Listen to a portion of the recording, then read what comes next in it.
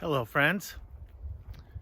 Today I am walking through the hill country of San Antonio, Texas, visiting some family down here for Thanksgiving, where we can gather more than 10 in a house.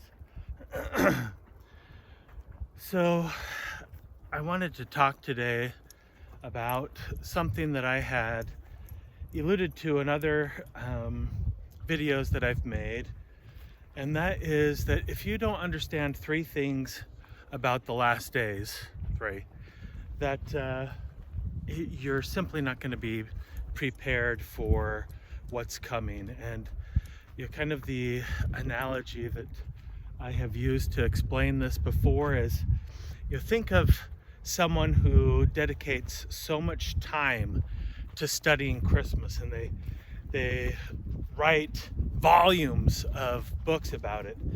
Then you crack open those books and you start to read them, and you realize that everything that's written in their books is about Santa Claus.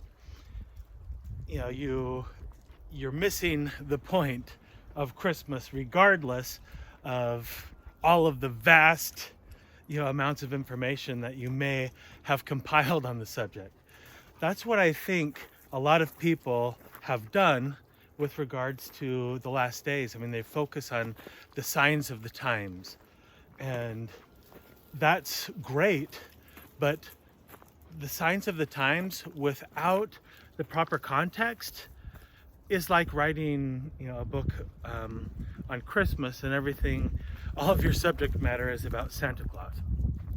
So these three things that you really need to understand, I want to talk about the first one of them. And just to review, all three things are secret combinations, and how secret combinations will influence the events of the last days. Second, the antiChrist, and how he will influence the events of the last days. And secondly, the restoration of the entire house of Israel, and how that will impact the last days.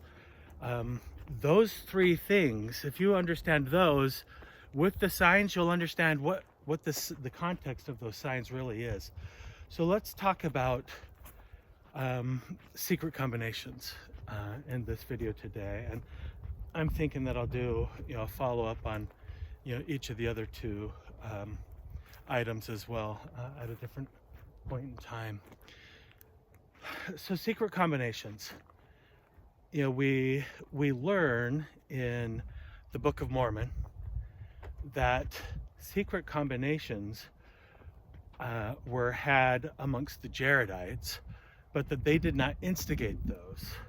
That the secret combinations were in the scriptures that they brought over, and that included in their records were stories of the ancients, and the ancients entered into those secret combinations.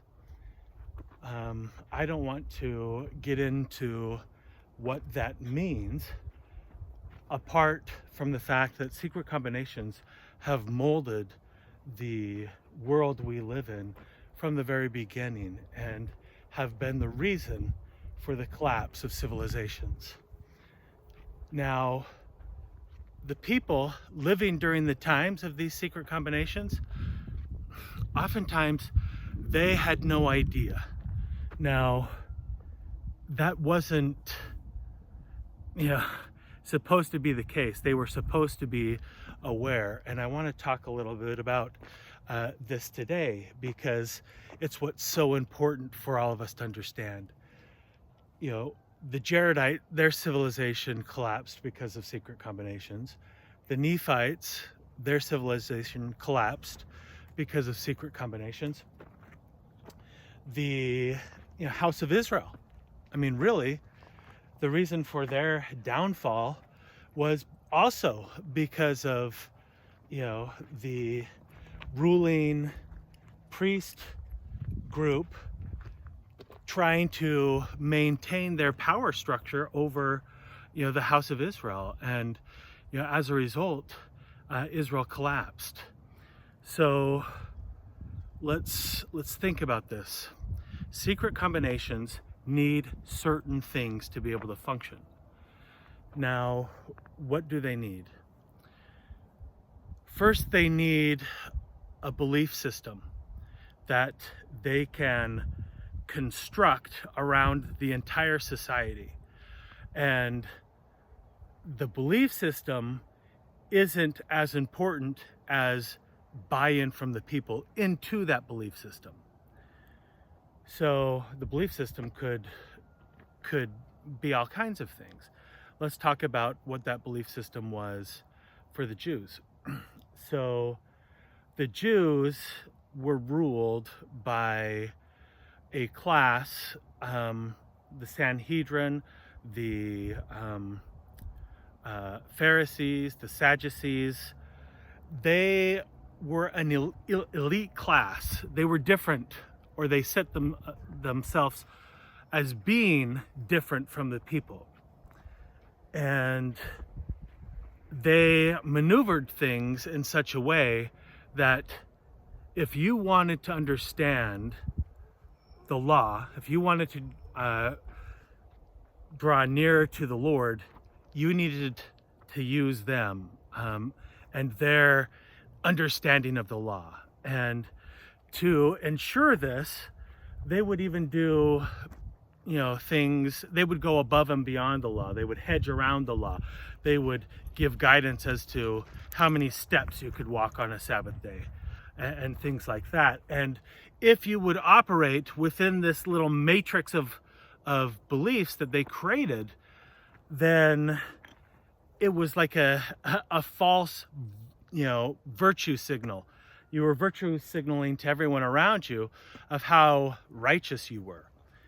And the real truth of the matter is that salvation did not come through the law of Moses. If you wanted to be saved, your salvation was entirely dependent upon the God of Israel.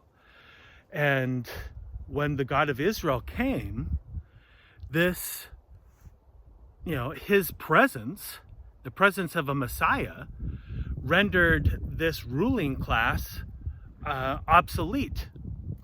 And in fact, when Christ spoke, he often cautioned the people about the elite ruling class and told them, hey, these guys, they're whited sepulchres. They're white on the outside, but on the inside, they're full of rottenness.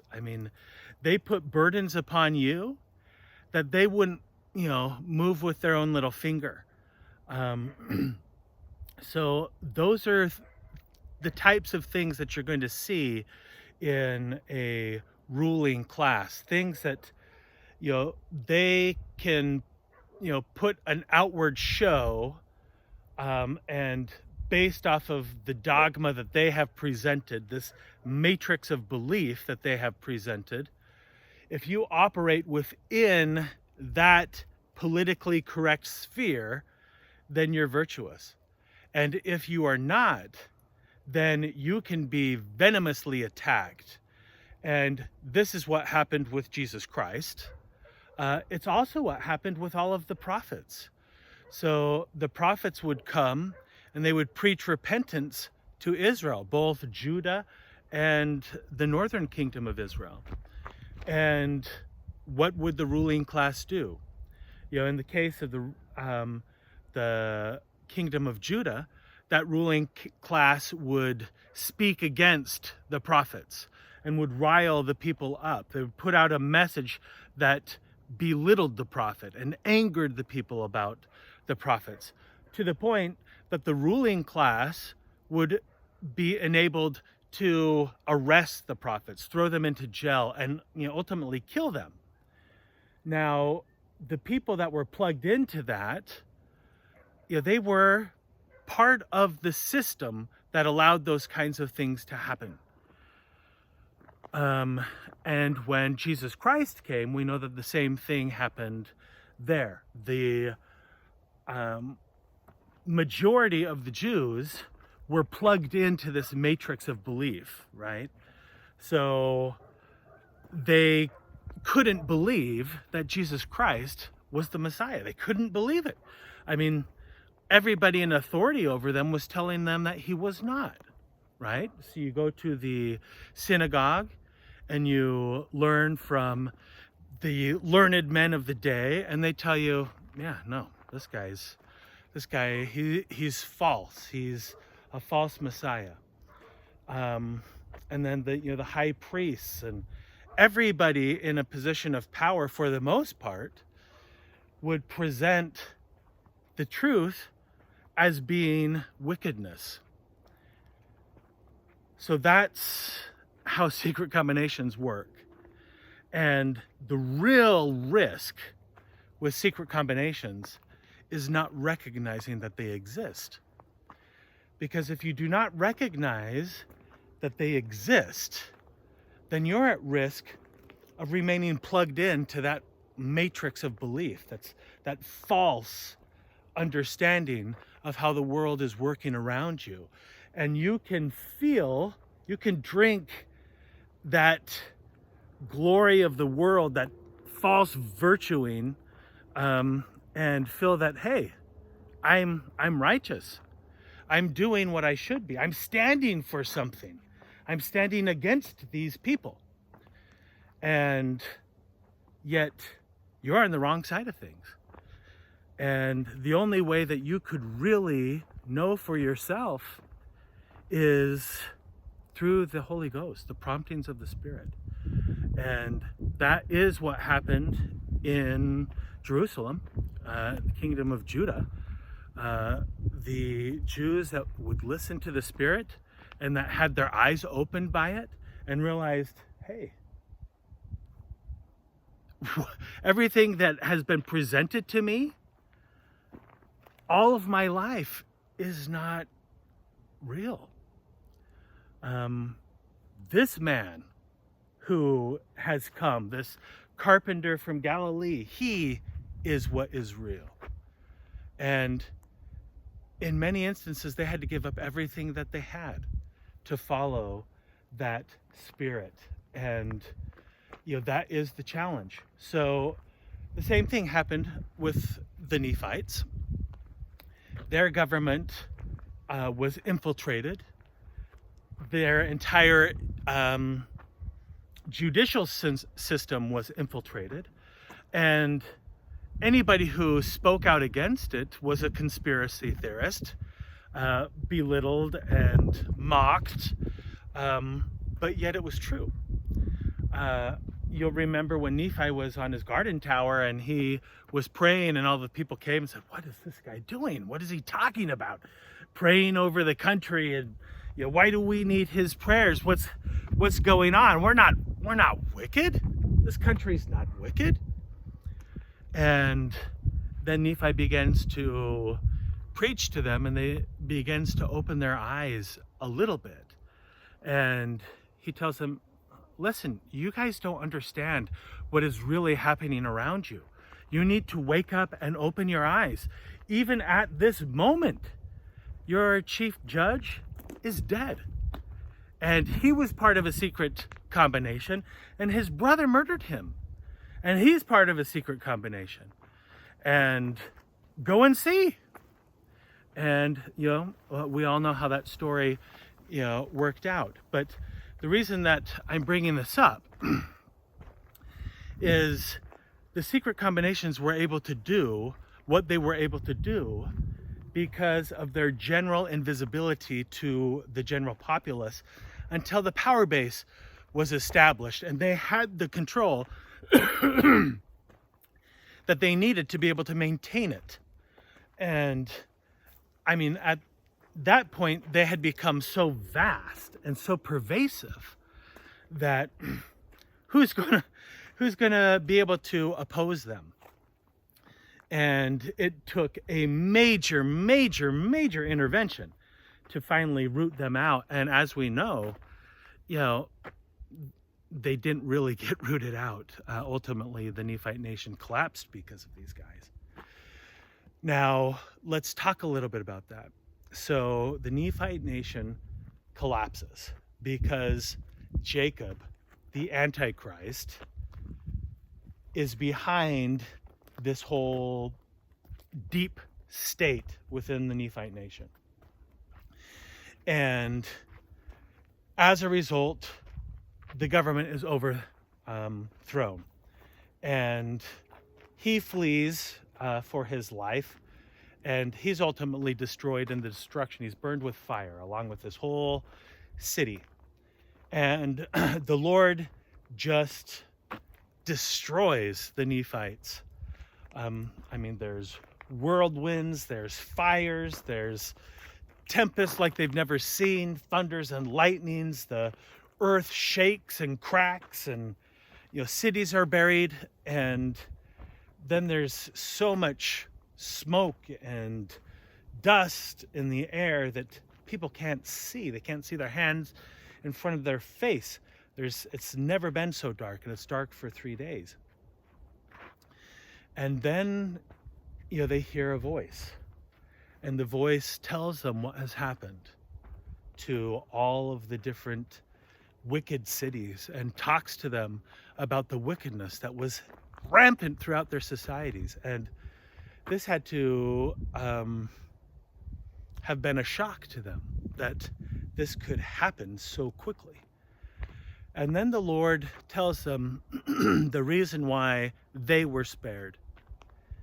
He says, you were spared because you were the more righteous part, and you did not stone and kill the prophets. So what does that really mean, that you did not stone and kill the prophets? Well, from the perspective of secret combinations, I think that means that these people didn't subscribe to the mindset that was going on around them. They saw things for what they were. They were not plugged into the matrix. Now, fast forward to our day. We know that ultimately the Nephite nation was destroyed. And in Ether chapter 8, Moroni is talking about the destruction that's going to happen in the last days. And he warns the Gentiles. He says, hey, I've seen your day. I know you guys. And I know what's going on amongst you. And when you see these same secret combinations come amongst you that came amongst us, you need to awaken to the awfulness of your situation. And he warns us that the secret combinations that will be amongst us in our day will be seeking to overthrow the liberty of all lands, nations, and people. Do we believe that? What is he talking about? Could something like that really be going on in America today? Because surely he was talking about America.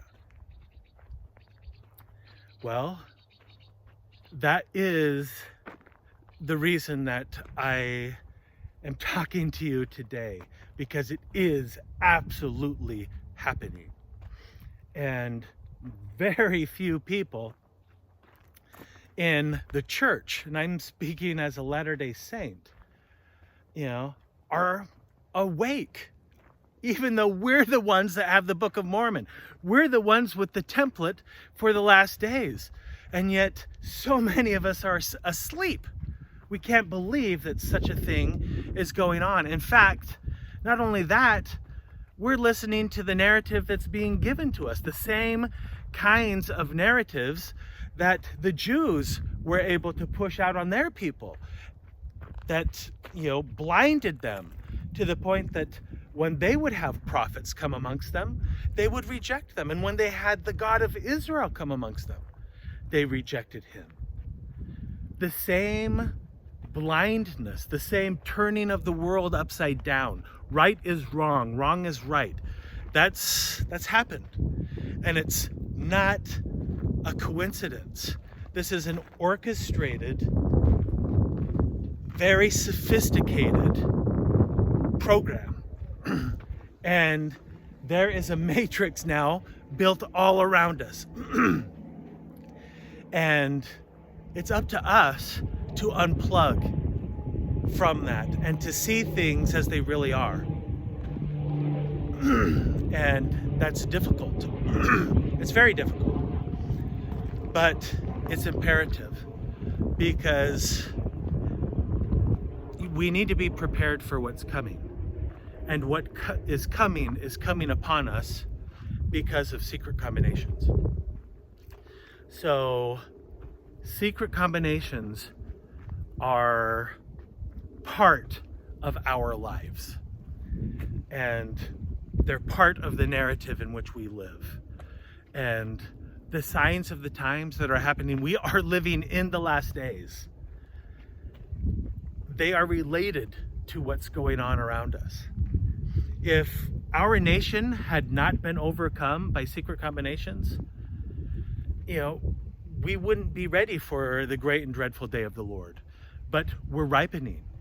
And whether the people realize it or not doesn't matter. It didn't matter to the Nephites right before, all of their lands were destroyed.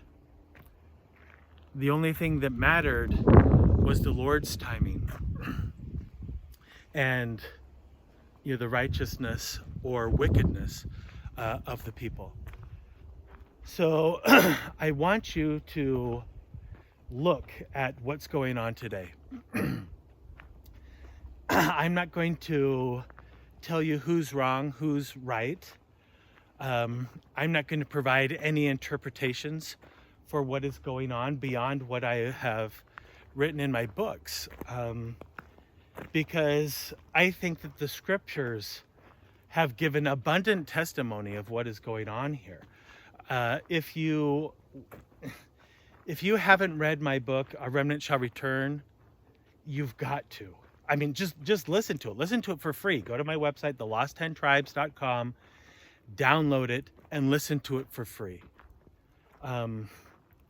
And see if that doesn't open your eyes, to see if that doesn't help you to unplug from this matrix.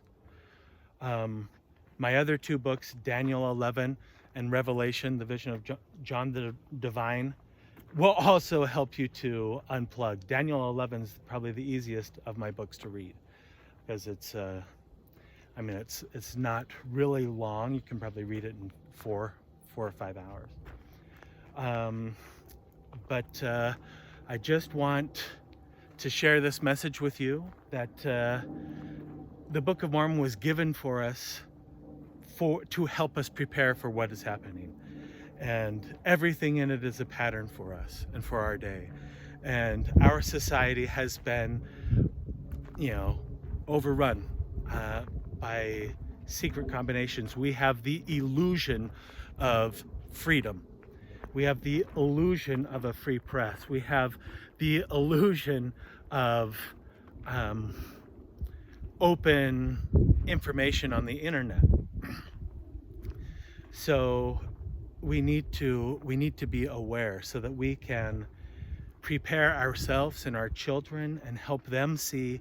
Because remember, the rising generations in the times where the secret combinations were at full power, they didn't have a chance. They became incredibly wicked. It was the rising generation that swallowed the message that the secret combinations were pushing out hook, line, and sinker. So we need to be able to oppose this.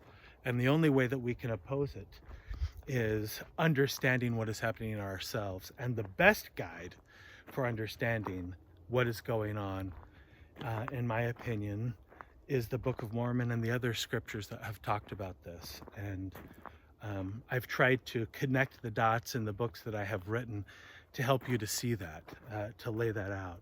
And I hope that you will, take advantage of that and prepare yourself and your family for what's coming, because it's coming. And I will try to record another couple of videos in the next couple of days while I'm on a Thanksgiving break, because I got more time. And I'll talk to you then. But you can check out my website at thelost10tribes.com. Thanks. Bye.